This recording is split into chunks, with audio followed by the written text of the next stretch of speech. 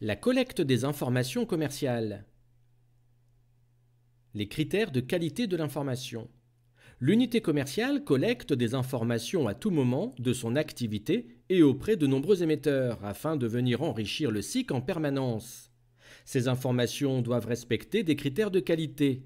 Elles doivent être fiables, c'est-à-dire exactes et en provenance d'une source fiable, pertinentes, c'est-à-dire utiles, disponibles, c'est-à-dire accessibles sans délai, et actuelles, c'est-à-dire récentes. Elles doivent être réactualisées sans cesse.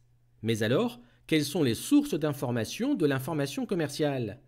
Le réseau de l'entreprise, les vendeurs, les clients, le marché, les fournisseurs et les concurrents. Commençons par le réseau de l'entreprise. Le canal de communication est l'intranet, la réunion, le mail, le téléphone, et les informations obtenues sont par exemple les préconisations de marchandisage avec le planogramme, les plans des offres promotionnelles, les ILV, les PLV, les objectifs en termes de chiffre d'affaires, de marge, de taux de transformation, de panier moyen ou d'indice de vente. La source par les vendeurs, par le canal de la réunion ou du reporting.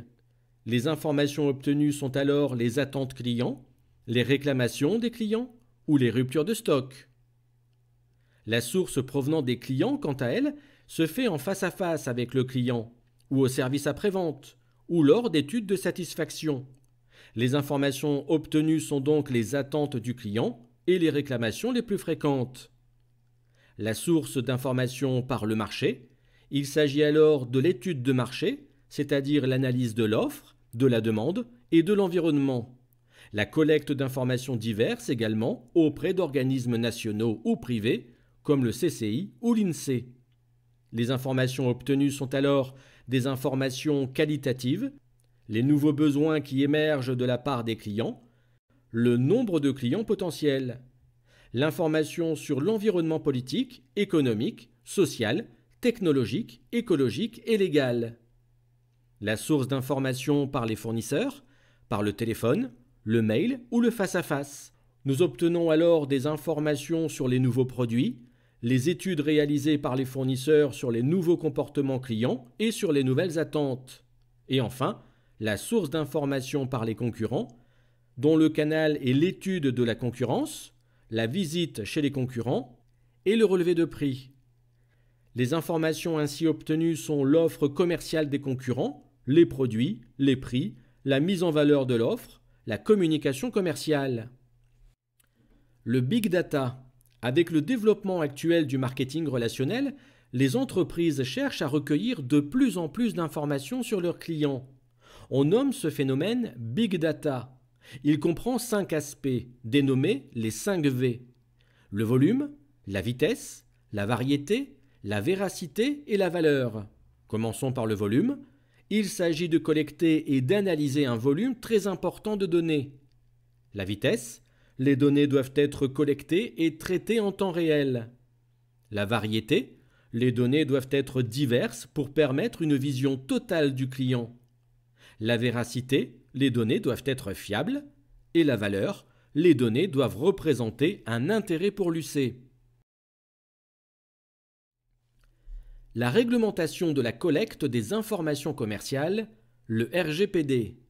Le Règlement général sur la protection des données, ou RGPD, est entré en application le 25 mai 2018.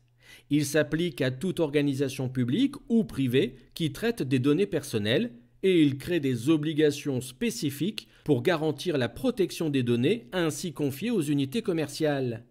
La collecte des informations commerciales est donc soumise à diverses obligations. L'obligation générale de sécurité et de confidentialité.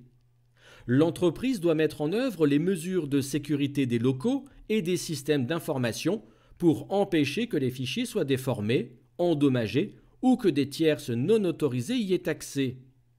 Elle doit limiter la quantité de données traitées dès le départ, le principe dit de minimisation, et doit démontrer cette conformité à tout moment. L'accès aux données est réservé uniquement aux personnes désignées ou à des tiers qui détiennent une autorisation spéciale et ponctuelle, telle que le service des impôts par exemple. Et enfin, Le responsable des données doit fixer une durée raisonnable de conservation des informations personnelles. L'obligation d'information. L'entreprise qui détient des données personnelles doit informer la personne concernée de l'identité du responsable du fichier, la finalité du traitement des données, le caractère obligatoire ou facultatif des réponses, les droits d'accès, de rectification, d'interrogation et d'opposition, ainsi que la transmission des données. L'entreprise qui exploite des données personnelles doit respecter certaines obligations et doit notamment recueillir l'accord du client, informer le client de son droit d'accès, de modification et de suppression des informations collectées. Veiller également à la sécurité des systèmes d'information, assurer la confidentialité des données et indiquer une durée de conservation des données.